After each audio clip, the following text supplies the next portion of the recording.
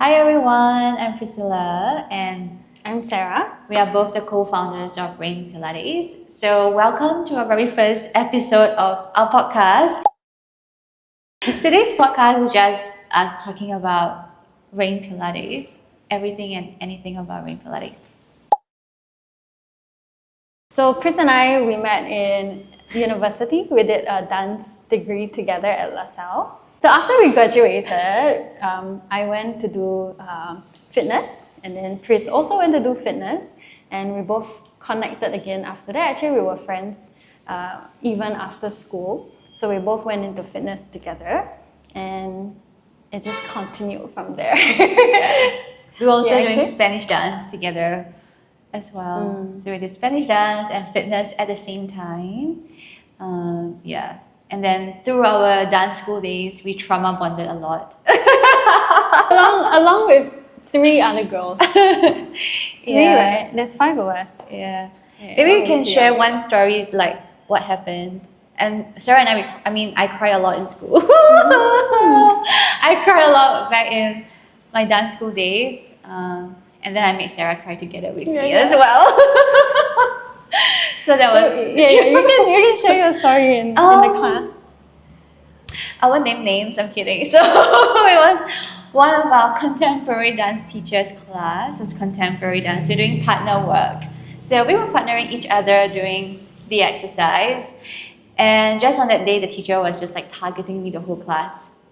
Yeah. And then just like nitpicking on me. And then we were like doing this together. Just do it. Yeah, something like this. And then I started crying. And then Sarah was like, not yet. And then Chris was like, her face was like, but she haven't started crying yet. I was like, then we were here. And then I was like, it's okay. Then she, and then we rolled down. We rolled down. When we rolled up, then I was crying. So we both cried in class together. It was so funny. Yeah. And that's just one of the experiences that we have had. So anyways, that actually is kind of like the starting ground of also why we want to build REIGN Pilates, because we have experienced many different types of teachers. And so when we open REIGN Pilates, we are very mindful and intentional about what kind of instructors we want to be and what kind of instructors we want to build at REIGN. Yeah. I think we both have very similar values and perspective of what a good instructor is. And I think we naturally gravitated to Pilates because Pilates is very kind to the body. It's very kind to individual bodies. What you're born with, is your spine slightly curved. So all these little things about the body, we started to appreciate it more after going into fitness, and not only fitness like Pilates, because it's very deeply rooted in your physicality, your body, and your natural movement patterns. So a good instructor, we believe, is someone who believes that there's no bad student. It's always about believing how can I change, not how can I change, like the tools that I have to help each individual client, because everybody learns differently, and that's not what we got generally growing up in school, not just our university, but just generally as a young dancer. We were taught, well, it's not bad, it's not intentional, but in a way we were taught to craft ourselves into a certain image and a certain ideal body. Pilates is very kind to the body, and that's what we believe in. So we chose this name. I mean, it took us a while to brainstorm on 3 the hours. name. It was 3 hours. Eventually, Sarah kind of found it, and then we were like, oh, actually, it makes a lot of sense once we found the meaning of what REIGN means. I think for me, how I see it is like it's for you to take control of your own journey, and everybody's journey is different. And I really appreciate that because it makes me feel like I don't have to fit to a certain standard. You can do it at your own pace. It's your own growth, and we are just here to support you and give you the tools. We also believe that we want to be inclusive and accept every single body type. So we do make it intentional that we try not to make Pilates look like as if it's supposed to be a certain way. You're supposed to look a certain way, like that Pilates princess. I don't really like that term. because it's just making everyone think like, oh, I have to look this way, I have to be a Pilates princess. But it doesn't make sense for Pilates actually. I think for us, when we first wanted to open the studio together, we knew right from the start that we don't want to just be an only female Pilates studio. We also want to include everybody, like different genders. It could be male, it could be female. So we want to find a color that's gender neutral. So blue and gold is kind of like our brand color. Yeah, and then we also have a secondary color, which is brown and gold, which we haven't really showcased that a lot yet, but maybe at some point we will showcase it with our socks. Our Pilates socks. It's coming soon. Yes, and Sarah can talk about the logo. So when we decided on the word REIGN, we're like, we want a crown in the logo, and we realized there's so many crown logos, so many logos that have a crown inside, like Starbucks, Pandora. So like, how do we make this logo look different and also tie in with what we believe in? So we also believe that we should have a flow in the body rather than just being very stiff. I think we both believe that Pilates is for life.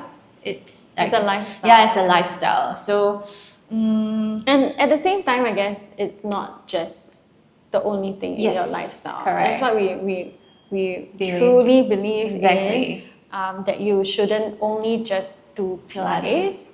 It's a small part of a holistic lifestyle. First timers, especially when they come, they're always scared because they don't know anybody here. They feel like, I'm trying something new here. So for us, it's like to create an environment where they can come in and they don't feel judged by us. They feel very welcome, very at ease. So it's also about being comfortable with your body, because Pilates can be very intimate. You're looking at every single part of the person's body, and we know how that feels. Like in dance school, it's like your leg is not high enough, you're not like skinny enough, your body proportion is like not great. But there's no great body proportion. Everyone has their own body proportion. So I think being intimate, I do find it a very intimate thing, like to really check. Yeah. So to us, it's really important that we create an environment that feels comfortable for everybody. I think one of the challenges of starting a studio is because we've never started a studio before. So we don't really know, like, we know that we're jumping into like the ocean, but like we don't know what's there. And I think really like just stepping out in faith that we can do this. Yeah. Okay, so another challenge that is more specific. Another challenge, I think, obviously, like small business owner can relate, is we have to wear multiple hats. I think we're doing kind of everything. Only Sarah and I are like at the start, like full time. Yeah, so it's like juggling between teaching and running a business. For me, that is actually really tough. And like, we both love to teach. I wish I could also like focus more on teaching, but I also have to run a business. But I enjoy what I do in general. I just wish that there are more hours in the day. And I just wish I have more hours to rest as well, to sleep. It's like sometimes after a long day of teaching, we go home and we're like, we need to complete this by tomorrow. So we end up staying up late to complete it. Then go back to the studio the next day to teach again. Actually, there's a really funny story that of our website. So before we launched our website, we were already like every week we were having meetings to build the website. My sister was helping us as well, but there were still a lot of things not done yet the day before we're launching the website, because we're doing like a pre-sale before we open our studio. So Sarah and I we slept at like 4 or 5 a.m. We had a call at like midnight, like going through this was the day before our opening. Before the FNF. Before. So it was the day. So that whole midnight was just Sarah and I video calling each other, like walking through the website. And then the following day, we had like our instructor who was doing a friends and family class. So we're both like yawning during the FNF, like, oh my God. Yeah, that was for me like quite funny. I don't know why. Yeah, but I just thought that it was funny that we both like stayed up throughout the whole night to do the website. And the day before opening also, actually, because we had to change the packs. Oh yeah. Oh my gosh. Yeah. But I think it was quite a good fun times. Yeah. I think for running a business for me is consistency. I think for Sarah and I, right, I know a lot of people is like, wow, you guys opened the studio within less than a year. Because actually the first conversation that Sarah texted me was 1st April 2024. And then we opened the studio like 2nd December 2024. So it was like less than a year we opened actually. And then a lot of people came to me like, actually you guys opened very fast, like less than a year. And then I was like, actually Sarah and I, we never count. We just like every week we have meetings, we just go. And then I think it's consistency. You have to keep going. Obviously then you also have to find time to rest. So it's like finding that balance. But as a Pilates instructor, the biggest lesson I've learned for Pilates is that you never stop learning. So for me, Pilates is something that I can always level up. I can always learn. And then the more bodies you interact with, the more discoveries you will make. So it's like, oh, and one thing, the biggest learning is that, like what I've learned in theory, sometimes like to be able to see it in real life and also to know how to apply that to real life is always the biggest learning for me. Because like I might know the theory very well, but how to apply it to a real body for me is always like, oh wow, like I have discoveries. So I'm always like learning new things like that. My biggest learning about being a Pilates instructor is that your pay goes back to your training.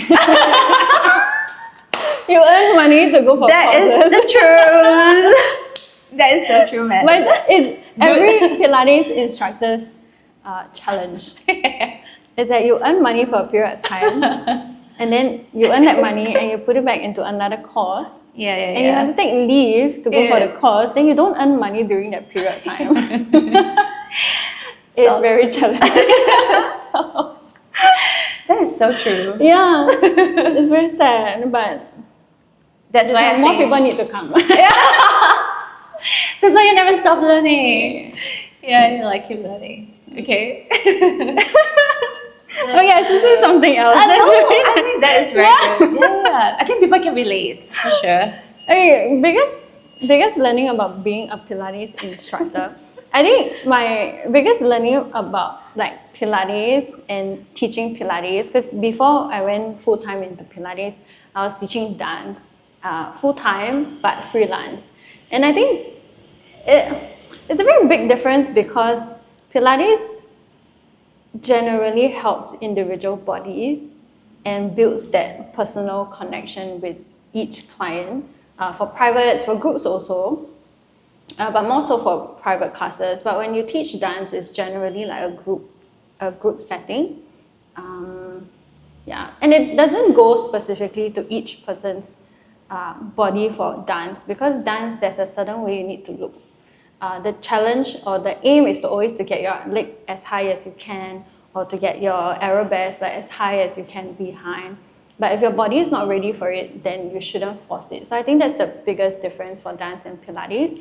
Pilates is very kind to the body. I think for me, the biggest impact I've seen how Pilates has helped my client is when they're aware of their own body, when they understand, they truly understand. Not just us telling them, but us being able to explain to them, and they're able to click and make that connection themselves. So when you can see it, when they finally understood it, then they translate it onto their body. I think for me, that's the biggest reward. Yeah.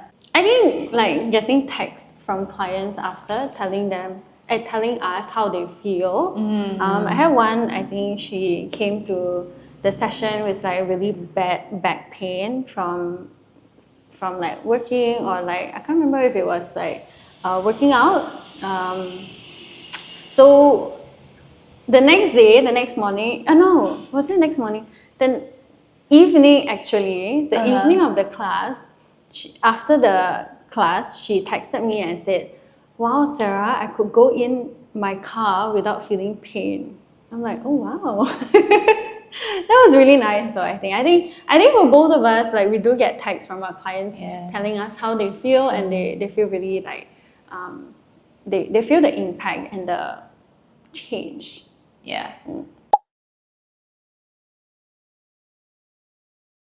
Don't think, just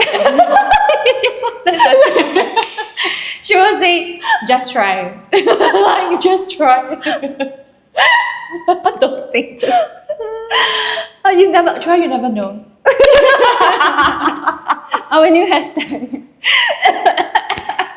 Just do it. On date. Nike hashtag. Yeah. I think just don't be afraid and just give it a try. We are very nice. I know our website photo. We might look a bit fierce on our photos, but we are not. We are very nice people. Yeah, just give it a try. You never try, you never know. We have a lot of visions and goals we want to achieve, like big goals. I think one of the things we talked about, the latest one recently, was about creating a pedagogy for dance. Because of what we've been through, we want to create like a pedagogy that it's like a new way of teaching dance to like little kids or students who are growing. They're seeing changes in their body and using what we have learned in Pilates to incorporate that. So I guess vision-wise, at some stage, if we have the time, I think that's something we would love to do. And also Sarah wrote her thesis on dance pedagogy, so she can bring this back. Yes, so yeah, I think that's something we can definitely do in the future. But so Sarah wanted to do a sports festival, Pilates festival. Yeah, you want to share? Actually, we got so many things. Yeah. We want to convert this to a bespoke bar too. Oh yeah, nighttime bespoke bar. I am dead. Healthy cocktails. Oh my gosh. What was that? I think we want to first we want to bring all the Pilates studios in Singapore together.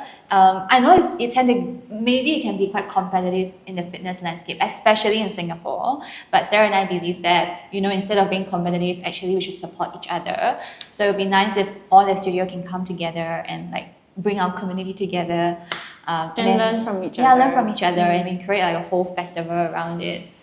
I mean, yeah, that would be quite fun. We have obviously our Instagram, and we have recently started launching on TikTok. So we will be launching obviously this podcast on YouTube. So we will have Instagram, TikTok, YouTube, and of course Facebook. So you can find us on all of this platform. Obviously our website. You can reach out to us on our WhatsApp number. Yep, so there are many different ways that you can connect. Thank you guys for listening. If you stay all the way to the end. Let us know what else you want us to talk about. Okay, thank you. Yay.